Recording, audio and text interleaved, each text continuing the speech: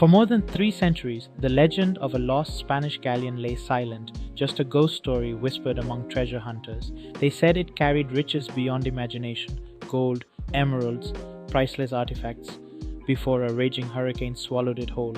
Most believed it was gone forever, a tale meant only to spark dreams. But in 1985, a small, determined team of divers decided the legend wasn't over. Armed with cutting-edge technology and sheer persistence, they descended into the deep, and what they uncovered was breathtaking, a treasure worth over $1.1 billion. This wasn't just a story anymore, it was history, pulled from the depths of the ocean, proof that sometimes legends are real. In the depths of the Florida Keys lies the wreck of Nuestra Señora de Atocha, a treasure ship lost to a violent storm in 1622. Imagine this, a galleon laden with gold, silver, and precious gems, all destined for Spain. When it sank, it took with it an estimated $400 million in treasure. For 16 years, one man, Mel Fisher, dedicated his life to finding it. He faced countless setbacks, storms, financial ruin, and even the loss of his son. But his obsession never wavered. Finally, in 1985, after years of searching, Fisher struck gold, literally. He discovered the ship's remains, revealing a trove of gold bars, silver coins, and emeralds. The find was staggering, transforming Fisher into a legend and proving that sometimes the greatest treasures lie beneath the waves, waiting for someone relentless enough to uncover them. In 1622, the Spanish Empire was at its zenith. Treasure fleets were the lifeblood of its wealth.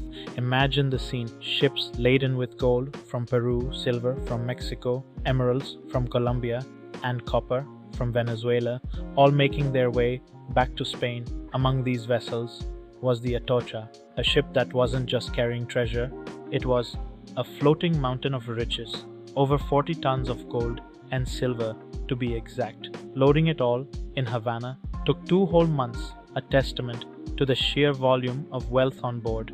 But this wasn't just the king's treasure. Wealthy merchants and investors had staked their fortunes on the Atocha too. By the time she set sail, there were 265 souls aboard: sailors, soldiers, passengers, and officers, all eager for a smooth journey back home. Each person had their own dreams and aspirations tied to the treasures they carried. The anticipation must have been palpable as they left the bustling port of Havana, the promise of riches and adventure ahead. Yet, amidst the excitement, there was an undercurrent of danger. The Caribbean was notorious for storms and pirates, and the Atocha was no stranger to peril. But for those on board, the allure of unimaginable wealth outweighed the risks.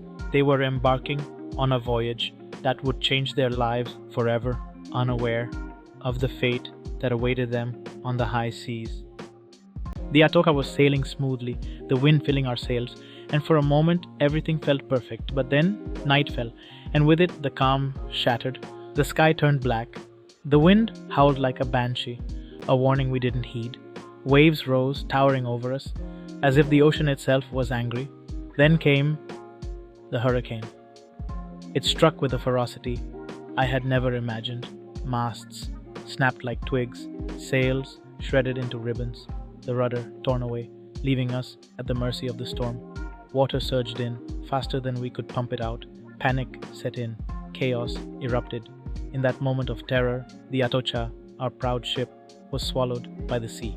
I remember clinging to the wreckage, the cold water lapping at my feet, the cries of my crewmates fading into the roar of the storm. Only 5 of us survived, clinging to the last remnants of our ship, our fate uncertain, as the waves crashed around us. It was a fight for survival, a battle against nature's wrath, and in the end we were left with nothing but the hope of rescue.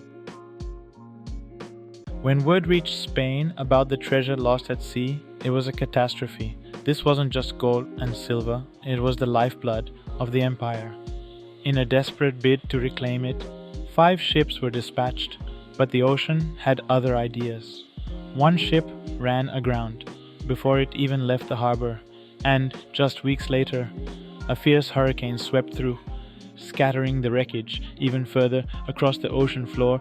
They managed to recover parts of the Atocha's sister ship, the Santa Margarita, but the Atocha itself, it vanished without a trace. For 60 long years, treasure hunters and explorers scoured the waters, each attempt ending in failure. The Spanish, once so hopeful, finally conceded defeat. The sea had claimed its prize, and the Atocha became a ghost story, a haunting reminder of ambition thwarted by nature's fury. Centuries passed, and the legend of the Atocha grew, whispered among sailors and in dimly lit taverns. They spoke of a ship laden with gold, silver, and precious gems lost to the depths of the sea. It was a tale that captured imaginations, but for one man, it became an obsession. In 1969, Mel Fisher, an American diver, set out to turn myth into reality. He believed the treasure of the Atocha was still out there, waiting to be discovered. Fisher wasn't just a dreamer, he was a relentless seeker.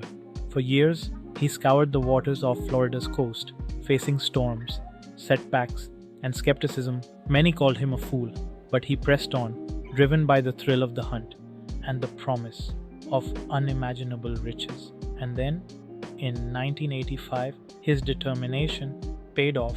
He finally struck gold, literally. Fisher and his team uncovered over $400 million in treasure, including gold coins, silver bars, and exquisite jewelry. The Atocha wasn't just a shipwreck, it was a time capsule, revealing stories of adventure, loss, and fortune. Mel Fisher didn't just find treasure, he unearthed a piece of history, proving that sometimes legends are rooted in truth, waiting for someone brave enough to chase them. Diving into the depths of the ocean, we faced a daunting challenge. The water was so murky, visibility was nearly zero. You couldn't even see your own hand in front of you. But that's when Fisher had a brilliant idea. He created what he called the mailbox, a massive metal tube attached to the boat's propeller. This ingenious device blasted clear water straight down to the seabed, pushing away the sand and revealing the hidden treasures below. As we worked, excitement grew with every discovery. A rusted nail here, a broken cup there, each one a small but vital piece of a much larger puzzle. And then we stumbled upon something monumental, a massive anchor, its sheer weight a testament to the ship it once held in place. Fisher marked every discovery meticulously on a map, and slowly a trail began to emerge. Each clue was a whisper from the past, telling stories of journeys long forgotten. This was more than a search. It was an adventure into history itself, revealing secrets the ocean had kept for centuries. With every find, we weren't just uncovering artifacts, we were piecing together a narrative, a story lost to time. In 1973, a team of treasure hunters stumbled upon silver bars worth over $100,000, but that was just the beginning. Fast forward to July 20th, 1985, a day that would change everything. Beneath the sands of the Florida Keys, they uncovered the Atocha's main cargo hold, untouched since it sank in a violent storm back in 1622. What they found was nothing short of astonishing. 180,000 silver coins, 24 tons of silver bars, 125 gold bars. Imagine that. But it didn't stop there.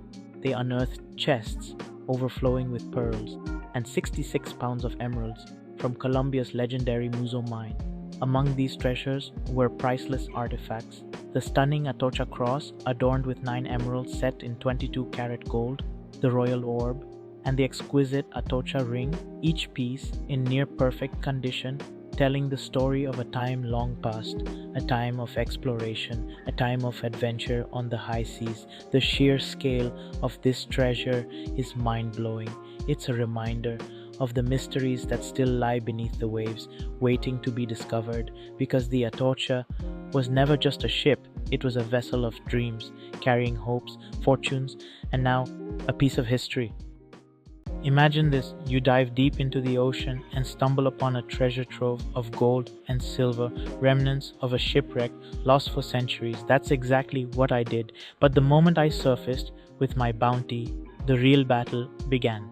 Florida's government wanted 25% of the treasure's value. Can you believe that? What followed was an intense 8-year legal showdown, a fight that climbed all the way to the US Supreme Court. Every court appearance felt like a scene from a movie, but this was my reality. The stakes high, the pressure immense. And finally, after years of battling, I emerged victorious. I kept the treasure.